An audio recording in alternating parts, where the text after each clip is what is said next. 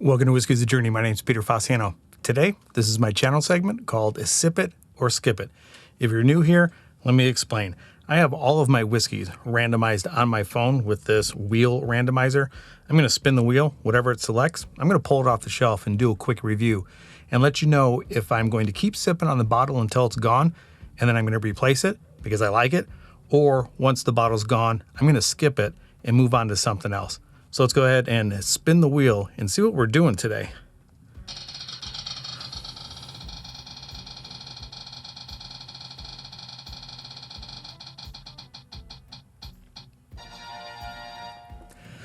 We are doing sample number 6. Again, if you are new here, I have exchanged samples with another YouTube channel called Stuff and Whiskey. So Josh and Aaron over there, they sent me some samples. I sent them some samples. I think I have 30 samples from them. And this is going to be, I believe, my 4th episode with them. So let me go ahead and pull sample 6 out of the box and let's go ahead and give it a review. All right, so sample number 6 and all of their samples, I mixed them up and then randomly ordered them 1 through 30, put some stickers on the top, and then Josh printed all the information about the whiskey here. I believe everything that they sent me, I've never had, with the exception of one international whiskey. So these are completely blind to me. I haven't tasted them other than the one, and I have no idea if this is a bourbon, a rye, a scotch, or some other international whiskey. So let me set that here. Taking a look at the color, doesn't seem very, very dark, and I've been noticing lately that bourbons are usually darker than scotches, and maybe some of the ryes are also a little bit lighter. Just looking at the color of this, it is very light. I wouldn't say that it would be a bourbon. I'm getting oak and spice. There is a little bit of sweetness here, and that sweetness would be a cherry note. Not a medicinal cherry. I would say a fruity cherry, like a dark red fruit cherry. But that is the note that I'm getting in this. It's cherry, it's not medicinal. It's a lot of oak and quite a bit of spice. I would not think that this would be a single malt.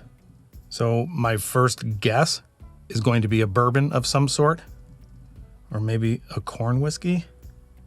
It almost has reminiscent notes if I'm thinking back to the Found North. And I think the Found North was considered to be a corn whiskey. I'm not exactly positive. There is a tremendous amount of ABV coming from this glass. I can feel it in my nose, a little bit of a burn, and just me smelling it is circulating into my mouth, and I think this is going to be pretty high ABV. All right, enough talking about it. Let's go ahead and get it on the palate, see if I can pull anything out of it. If I had to guess on the ABV, I would say we're looking somewhere around 59 to 60. We might be around 120 proof on here. I'm immediately hit with spice. The ethanol is very warming. The inside of my cheeks are a little bit hot right now. I'm not getting so much heat in the throat, but I do have a little bit of heat in the chest. It's not overpowering, but it's very good. Get a little bit of a menthol note or a spearmint note as I breathe in, and that usually kind of indicates that it could be a rye as well, or at least it's been my experience that that menthol note or the spearmint note is a rye. Well, that first sip was actually pretty good. The cherry note that I was getting on the nose, I don't think is necessarily coming through on the palate because the spice that I get in here is the dominant note with a little bit of menthol. Yeah, I just have that menthol note after you've eaten like a Halls and it's gone. So the finish with this would be rather long because I do have that menthol-y, airy, spearminty note going on. Let me get that second sip down and see if I can get even more out of this because right now I'm actually enjoying this quite a bit. Second sip.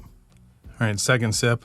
There's definitely a lot of oak in here. I wouldn't be surprised if this ends up being a pretty old whiskey. I do have a little bit of a drying note on that second sip. The barrel tan or the barrel char is there. Second sip is definitely elevated with the ABV or the proof. The menthol, spearmint, and You know, there could be some pine notes in here as well. See, so now I'm kind of leaning more towards a rye than a bourbon.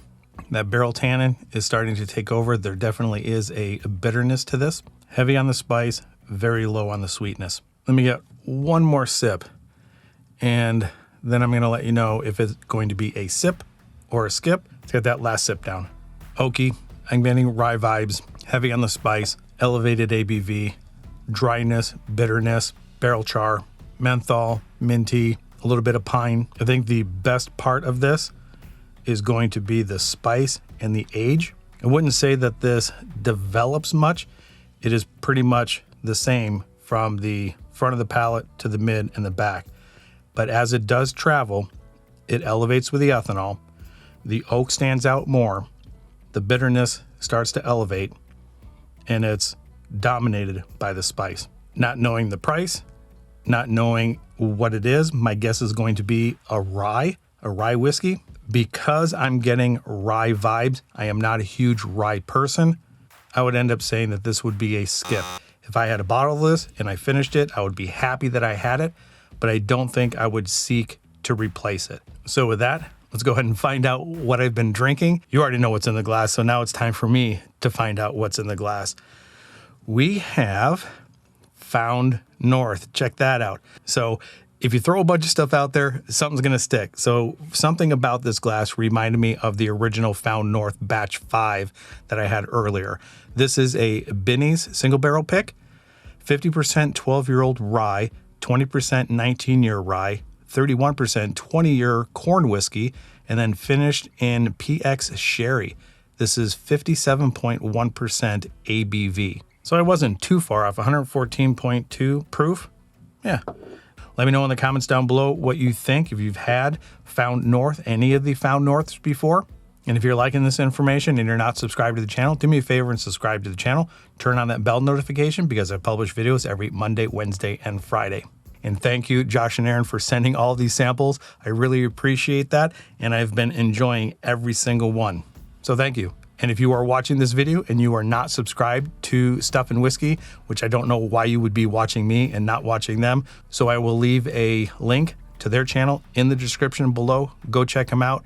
Tell them I sent you if you were not subscribed to them. And I do want to go back into this and take a look for the PX Sherry. If you guys are not new to the channel, you know that I really do like PX Pedro Jimenez Sherry Finished Whiskey. I typically get the dark raisins, figs, plums, and dates, and I don't get that here. Maybe the rye is overpowering that, but I just don't get it. So I think that's where I'm going to leave it today. Do me a favor, leave comments down below if you are familiar with Found North. So far, what I've had from them, I've enjoyed. I wouldn't say that it is my favorite profile, but I definitely wouldn't pass up an opportunity to taste them.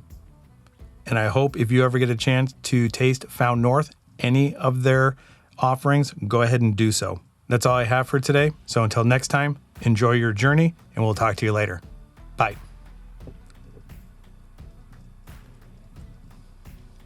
Yeah, even with the power of suggestion and knowing that the Pedro Jimenez Sherry is in here, I am struggling to pick that note up.